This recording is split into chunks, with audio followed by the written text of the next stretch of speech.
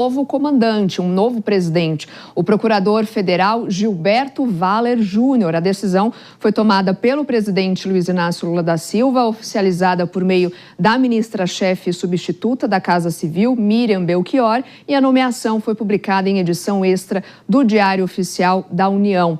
Essa decisão ali do governo, até retomando um pouco a nossa conversa, demonstra que o governo tem interesse que essa investigação se aprofunde ainda mais, olha só, colocando, né, um nome com aval do presidente? Eu diria que o governo tem interesse em estancar a sangria, né? Então, identificaram que esse escândalo fere a imagem do governo Lula, reacende a memória na população a respeito daqueles que são os maiores pontos fracos do petismo, que é a corrupção, os escândalos enormes que marcaram o período do governo do PT. Então, nessa nova passagem, já temos um mega escândalo bilionário de corrupção, mais uma vez associado à gestão do presidente Lula. Então, essa mudança na presidência do INSS tem como objetivo criar o fato político para que ele possa dizer, não, no momento em que a Polícia Federal descobriu,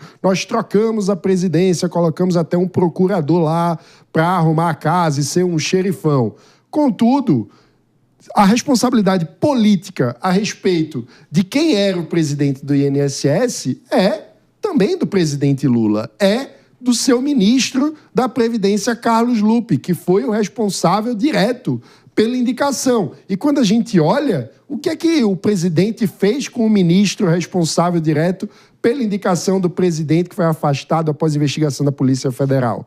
Mantém o ministro no cargo. Então, a medida acaba se mostrando inconsistente, porque não houve o afastamento dos responsáveis políticos, por um lado, e, por outro lado, quando a gente pensa no ressarcimento para os cidadãos brasileiros que foram roubados, não se fala em pegar o dinheiro dos sindicatos que foram beneficiados pela roubalheira. Sim, aposentados e pensionistas que agora estão aguardando essa resposta, né, desse ressarcimento, como que vão conseguir reaver todo esse dinheiro que foi perdido. Aos 67 anos, o aposentado José Pires tenta reaver na justiça o seu dinheiro roubado sem o aval dele pela Masterprev, uma entidade que atua com associações de aposentados e que cobrava uma mensalidade associativa do pagamento de sua aposentadoria. Detalhe, sem ele nunca ter autorizado essa filiação. Ele está pedindo na justiça R$15 mil por danos morais. Vamos conversar ao vivo com o advogado Diego Cheruli, que representa esse aposentado, o senhor José Pires, nessa ação. Ele pede a indenização de R$15 mil, então, após sofrer esses fraudes no INSS. Doutor, bom dia para você. Obrigada pela gentileza de nos atender no dia de hoje. Bom dia, é um prazer estar com vocês.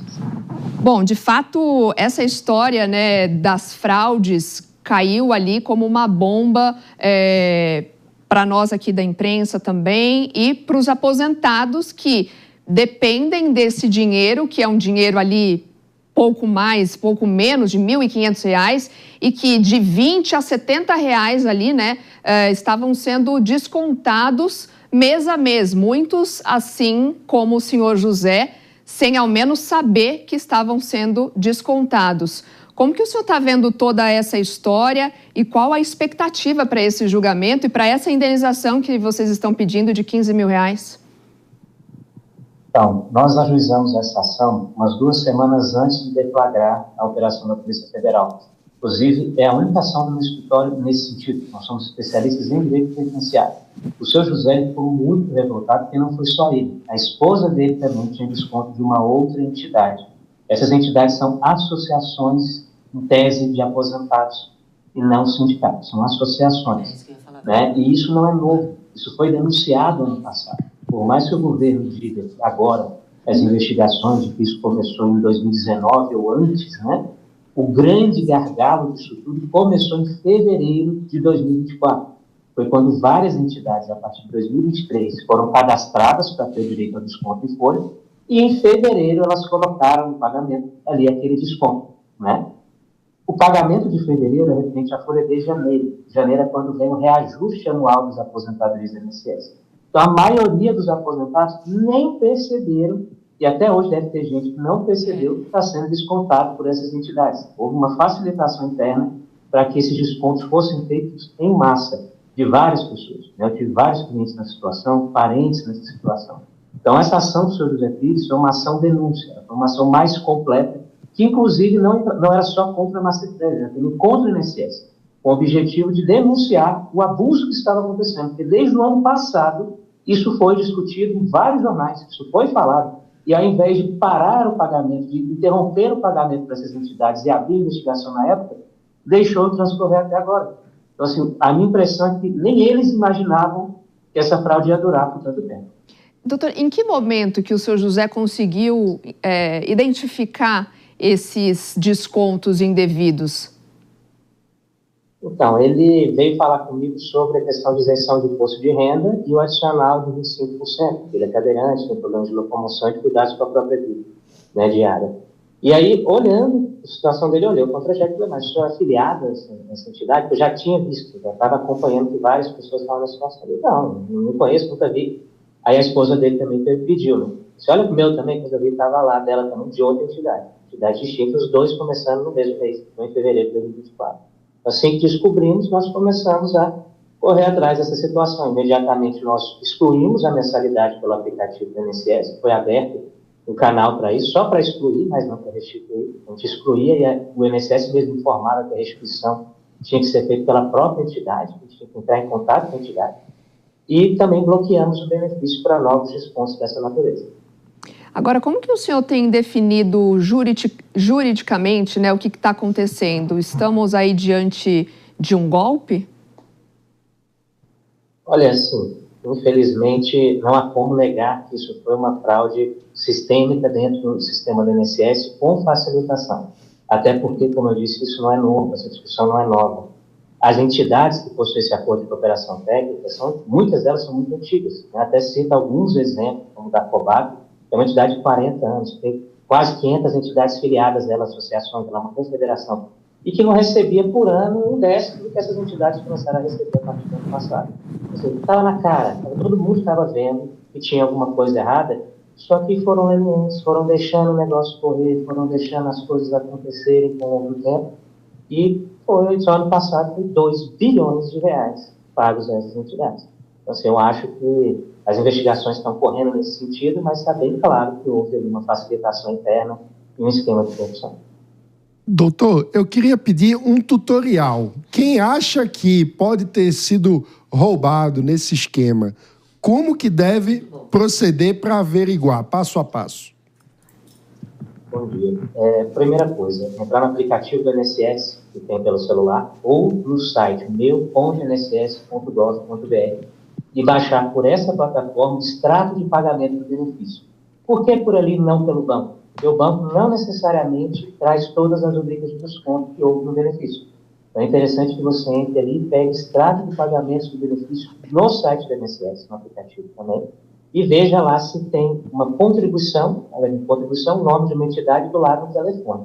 Tá? Só que puxe isso desde fevereiro do ano passado ou antes, tá? Para você verificar se foi lesado com isso ou não.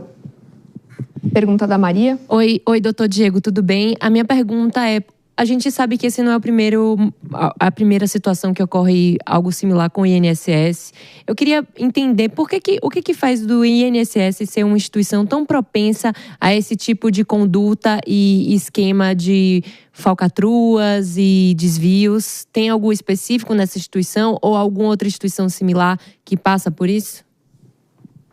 Então, a INSS é uma instituição sui generis, porque ela é extremamente importante para o Brasil. É um instituto que distribui renda no país, onde nós temos um país com alta concentração, ele é um meio de distribuição de aquecimento econômico. Todos nós passamos por lá, vocês jornalistas, eu advogado, todos passam por lá. Né? Em algum momento da vida vai precisar do INSS. Então, ele lida com muita gente, basicamente todos os brasileiros e todos os estrangeiros que residem e trabalham aqui.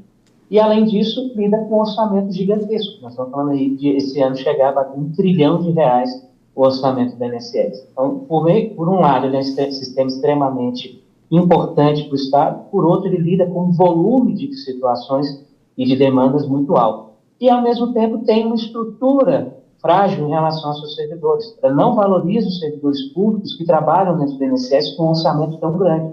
Os servidores do INSS ganham relativamente pouco em relação ao que outras carreiras do Estado ganham. Eles não têm uma segurança jurídica também nas suas decisões. O servidor do INSS, por exemplo, ele pode errar para negar um benefício, nada vai acontecer. Agora, se ele errar para conceder um benefício sem ser devido, a vida dele acaba. Inclusive, responde solidariamente pelos danos causados ao partido e tudo mais. Além da precária situação de trabalho que esses servidores enfrentam lá. O INSS hoje é um órgão onde os servidores entram com um cargo, muitas vezes, trampolim. Ele paga pouco, às vezes ele entra naquele cargo para estudar para outro cargo. E aí essa demanda, essa rotatividade e a falta de servidores públicos para continuar tocando melhor o trabalho tem prejudicado e aberto brechas para essas situações. Mas eu gostaria de lembrar que os servidores denunciaram também essa situação que vinha acontecendo nesses descontos em folha. É muito comum os servidores falarem, olha, que absurdo, está todo mundo vendo o que está acontecendo, mas, tal como toda a sociedade e a mídia, foram ignorados. Agora, doutor, só para a gente encerrar, como que esses aposentados, né, pensionistas, podem, de alguma forma, se proteger? Então, a proteção nessas situações é acompanhar o contra-cheque, o extrato de pagamento no site do INSS todos os meses. Vê, inclusive, se não tem empréstimos consignados que foram feitos no seu nome, se não houve uma refiliação ou renovação desse empréstimo consignado, se não estão colocando ali novos descontos de associação. E hoje existe no sistema do INSS um serviço que é o bloqueio de mensalidade associativa e o bloqueio de empréstimo consignado. Eu oriento que todo mundo que é aposentado ou recebe benefício do INSS bloqueie seu benefício para esses dois tipos de desconto. Caso queira fazer, desbloqueia rapidamente e depois bloqueia após a operação. E lembrando que a senha do Gov, que acessa essa plataforma, ela é sua, ela é pessoal e ela não pode ser transferida a ninguém, muito menos a pessoas que vocês não conhecem ou que fazem empréstimo consignado ou a pessoas de associação. E essas operações têm que ser feitas pelo próprio segurado, habilitar, se for o caso, a dupla verificação da senha do Gov, e isso vai dar um pouco mais de proteção contra esse tipo de situação. Imagina você precisar desse dinheiro, né, e todo mês ali haver descontos, como eu disse, de 20 até R$70. E claro, nessa hora, né, a proteção, como o senhor disse, é importante você checar o contra-cheque, né? Mas aí acaba esbarrando em outras questões, né? Se trata de aposentados, a pessoa ali com deficiência, com dificuldade de locomoção, às vezes não tem acesso à internet, não sabe mexer, enfim, uma série de coisas que essa investigação ainda precisa se debruçar e trazer de fato, essa resposta à população. Conversamos com Diego Cherulli, advogado. Mais uma vez, doutor, obrigada pela sua participação aqui conosco, viu? Bom dia para você. É um prazer. Bom dia a todos.